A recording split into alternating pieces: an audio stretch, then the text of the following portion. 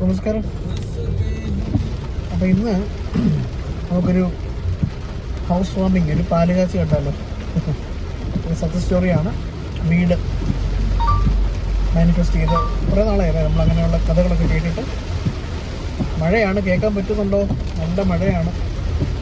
അപ്പോൾ ഇതിപ്പോൾ എനിക്ക് വീഡിയോ മീൻസ് ഈ സ്റ്റോറി കിട്ടിയിട്ട് 2-3 ദിവസമായി. ഞാൻ ഇടയ്ക്കൊരു പുതിയ സെഗ്മെൻറ്റ് പോലെ ക്ലാസ് അറ്റൻഡ് ചെയ്ത ആൾക്കാർ ക്രാഷ് കോഴ്സ് നടന്നിരുന്നു. അത് കേൾക്കാൻ പറ്റുമോ? അപ്പോൾ ആ ക്രാഷ് കോഴ്സിൻ്റെ ഭാഗമായിട്ട് പഠിപ്പിച്ചത് അങ്ങോട്ട് കയറി ഏറ്റു. പുള്ളിക്കാർ പറയുന്നത് കേൾക്കാം. അപ്പോൾ അതിൻ്റെ ഭാഗമായിട്ട് എങ്ങനെയാണ് വീട് മാനിഫെസ്റ്റ് ചെയ്തത്, എങ്ങനെയാണെന്നുള്ളത് കപ്പാസിറ്റി ഹെയറായി, സോൾ പവർ ഹെയറാക്കിയേ പറ്റുള്ളൂ. പക്ഷേ അതിലേക്ക് ലീഡ് ചെയ്ത ഫാക്ടേഴ്സ് എല്ലാം കൂടെ എങ്ങനെയാണ്, മൈൻഡ് സെറ്റ് എന്തായിരുന്നു എന്നൊക്കെയുള്ളത് നിങ്ങളിപ്പോൾ അറിയും. പുള്ളിക്കാരി പറയുന്ന വീഡിയോ നിങ്ങൾക്ക് കേൾക്കാം. ഓക്കെ, അപ്പോൾ കേട്ടിട്ട് പോരെ. ശരി. നമസ്കാരം സാർ. ഞാനിപ്പോൾ എൻ്റെ ഒരു 2024 ഫസ്റ്റത്തെ എൻ്റെ 3 ആഗ്രഹങ്ങളിലെ ഫസ്റ്റത്തെ ആഗ്രഹം സാധിച്ചിട്ടുണ്ട്. ഒരു വീട് വയ്ക്കുക എന്നുള്ളതായിരുന്നു എൻ്റെ ആഗ്രഹം. അപ്പോൾ വീട് സാറിൻ്റെ ക്ലാസ് അറ്റൻഡ് ചെയ്യുന്നതിന് മുന്നേ വീട് പണി സ്റ്റാർട്ട് ചെയ്തിരുന്നു. പക്ഷെ അത് കംപ്ലീറ്റ് ചെയ്യാൻ പറ്റിയിട്ടുണ്ടായിരുന്നില്ല. ഒരു എന്താ പറയുക, വാർപ്പ് വരെ കഴിഞ്ഞ് അങ്ങനെ സ്റ്റക്കായി കിടക്കുമായിരുന്നു.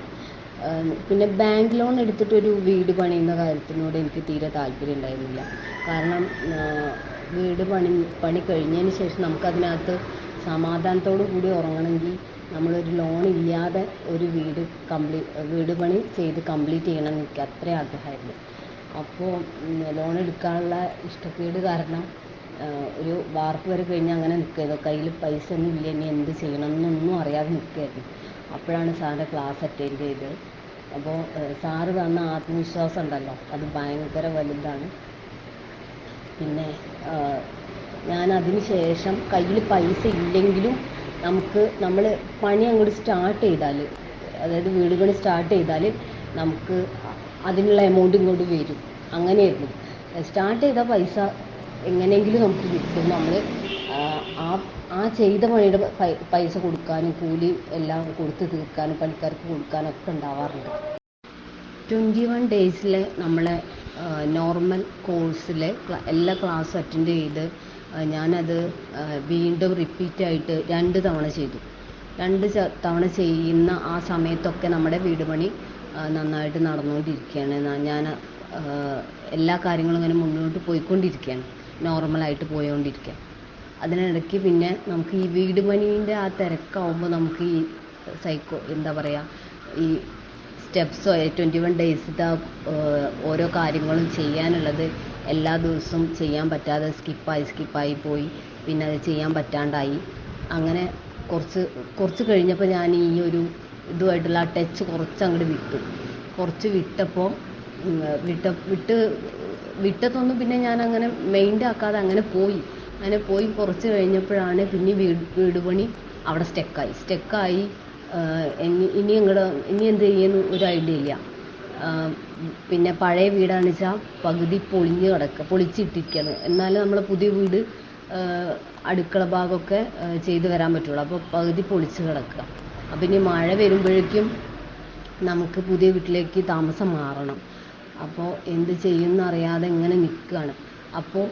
അപ്പോൾ പിന്നെ ഞാൻ സാറിൻ്റെ എനിക്ക് തോന്നി ഇത് ശരിയാവില്ല, ഞാൻ ഈ സൈക്കോളജി സ്റ്റെപ്പൊക്കെ ഒന്നും ചെയ്യാതായിട്ടുണ്ട്.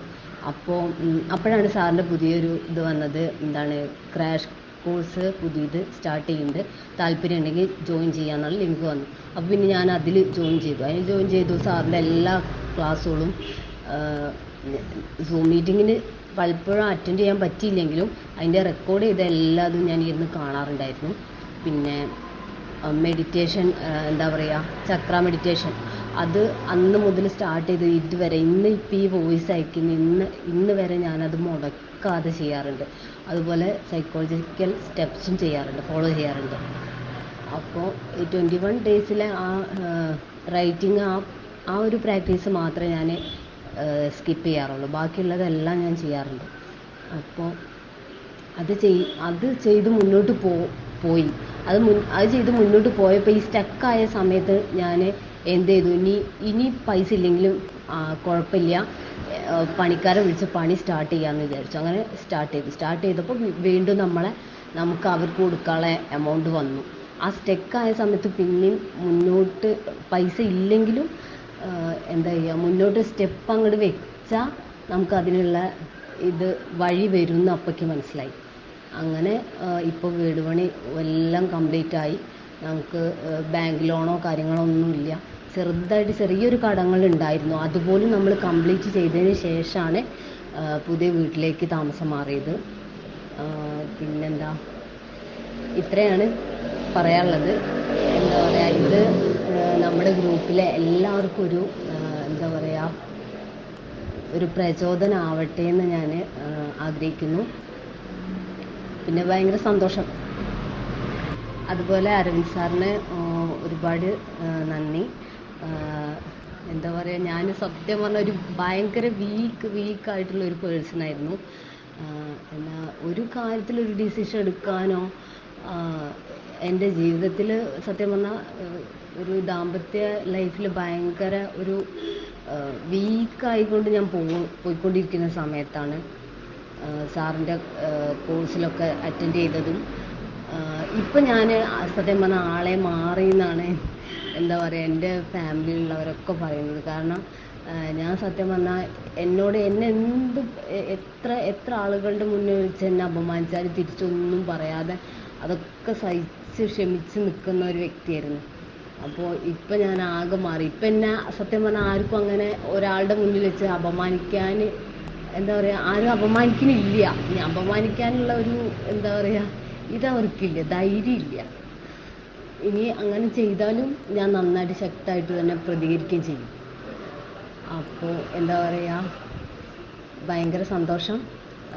സാറിനോട് എത്ര നന്ദി പറഞ്ഞാലും മതിയാവില്ല. ഒരാളെ എന്താ പറയുക, ഒരാളുടെ വ്യക്തിത്വത്തെ മൊത്തമായിട്ട് മാറ്റാനുള്ളൊരു കഴിവാണ് സാറിനുള്ളത്. സാറിൻ്റെ ക്ലാസ് അറ്റൻഡ് ചെയ്താൽ അത് ഫോളോ ചെയ്താൽ നമുക്ക് ഉണ്ടാകുന്ന മാറ്റം ഭയങ്കര മാറ്റമാണ്. Thank you sir, thank you so much.